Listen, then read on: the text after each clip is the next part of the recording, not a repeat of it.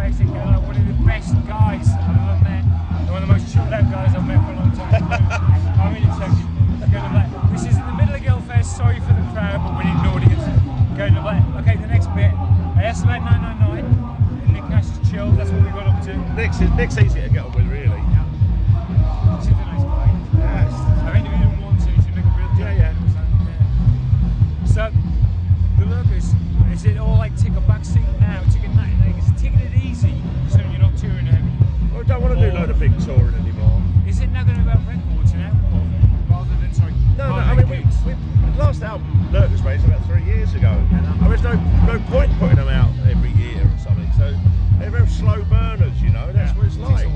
And a lot of people don't buy CDs anymore; just download it. So CD's going to become a thing of the past completely, you know. So would we ever see the Lurkers? A bit like vinyl became, you know. Would we ever see Lurkers top of the iTunes chart? Well, I'd like to think so, but to be realistic, I wouldn't have thought it was a fucking chance in hell. I was involved in a campaign of the Selected top of the iTunes chart. Have you really? No, that's a band from 30 years ago. That's good, that's good. Yeah, and Holly Murray and Reason, they were all totally happy and yeah. good for them. But Well, you need something like that. I don't think it would just happen naturally, you know. It's like Rage Against the Machine getting #1. Yeah, you know, that was a protest. It was a good protest. Good protest there, yeah. So, life in the northeast compared to life in London. Well, it's just that I live with only about 3,500 people. There's hardly any crime. Everyone knows each other. It's just, and the people are really good and friendly, and the beer's cheap, and the scenery is beautiful, and you live in a paradise compared with living in a shithole full of muggers and fucking drug addicts and cars and filth and Hackney Park. You know, it's rubbish. It's such a shit style of living. So why bother? I mean, I couldn't have done it 20 years ago because I wanted to be in the hub of everything still, but I don't need to anymore, so I don't care. I go there as little as possible. My family pissed off years ago out of London when my mum got mugged, you know, and had a breakdown because of it. So I don't see any point in living there anymore. All my old mates are pissed off abroad or moved away, so I just went, well, I knew some really good people through playing punk, and every time we used to be in the northeast, used to stay up there when we were travelling through to Scotland or playing down there, stay at their place. And now Nelly has been a drummer for the last 8 years because he's one of the fellows I've known for about 16 years. He's well known in the northeast. Yeah. He's one of those drummers, yeah. No, I think it's an absolute pleasure. I hope I can do more, and I will. I'll contact you. All right. Just go to your phone. Go to the website and you'll it find sounds like I've got a mongrel accent, so I'm sorry, but it's like you've been away. I know. I'm sorry. But the point being, well, I've been there 10 years. I haven't picked up the northeast thing, so I was too old when I moved there. But it's a different pace of life, and I'm pleased you enjoyed it. I left Hackney for a while, and that was enough for me to put me off London, and it was like, yeah. Guys, I still remember, am I right in thinking this wasn't 999, I'm sure it was the Lurkers. It was two Germans that arrived in London. Lurkers. Studio 9, and they home in London. Yeah, and they came upstairs to your mum and dad's flat. That's right. You're eating your tea off the tree. Yeah. Natural. On the TV, there's the Tubes playing. No, it's Boomtown Rats. Boomtown Rats playing, and then I'm sure I saw a Spaceman. I thought, I'm sure it was like. Oh yeah, that was a different song. That was I can't remember what it was called. It was a hit at the time. That was on the TV as well. It just seems so natural. It was like them catching the perfect moment. Yeah, like, I know. Well, it was great. There was never staged, and then we just knocked on the door and we brought them all in. There were 7 of them. My mum and dad didn't know what hit them. You know, what the hell's he? We had no telephone to ring ahead. But it just shows you the difference. The Stranglers were at the top of the stairs. The DJ Burnell telling me you're going to get the fuck out of them. Yeah. Sorry for the French. And it's like, and they weren't having anything to do with you or night.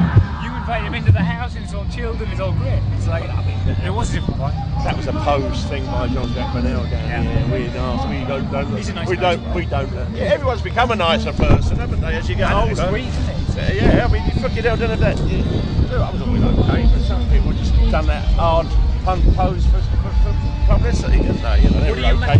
What do you make? I know you're not here tomorrow, but Pillar playing. Yeah. What do you make of life now in Pill and that whole thing?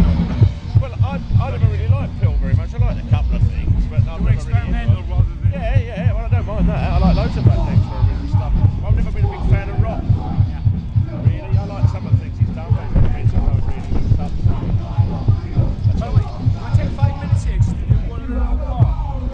You said you mentioned a country rock album. A what? Country rock album? Yeah. Well, I do country and western and rock and roll. I've done that many years ago. bangers. And I made an album in Berlin with some guys who were in a band called. This is fucking hell, my mind's shit at the moment. They're called. Brought to you by I can't Strong. remember. I mean, they're all great rock and roll, rockabilly kind of players, and I wrote lots of those sort of songs. And I made an album. I got under the name Big Art Peters though, because my middle name's Peter. And I've just thought I'd get away from the name Arthuro Bassik. I just called myself Art Peters, so it's Art Peters. And the album's out on a label in Germany, and you can get it through me if you want. It's turned out really, really well.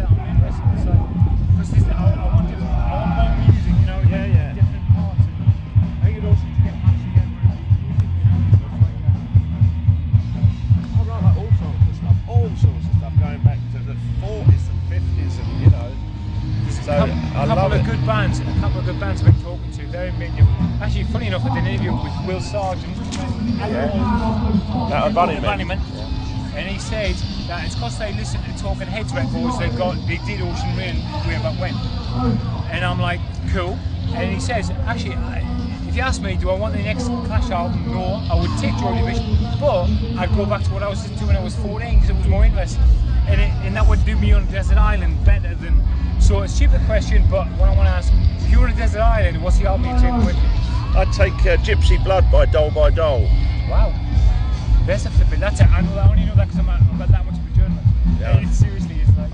I'd either that or The Polite Force by Egg, Wow. or the first Tir na Nog album, an Irish folk duo from the early 70s.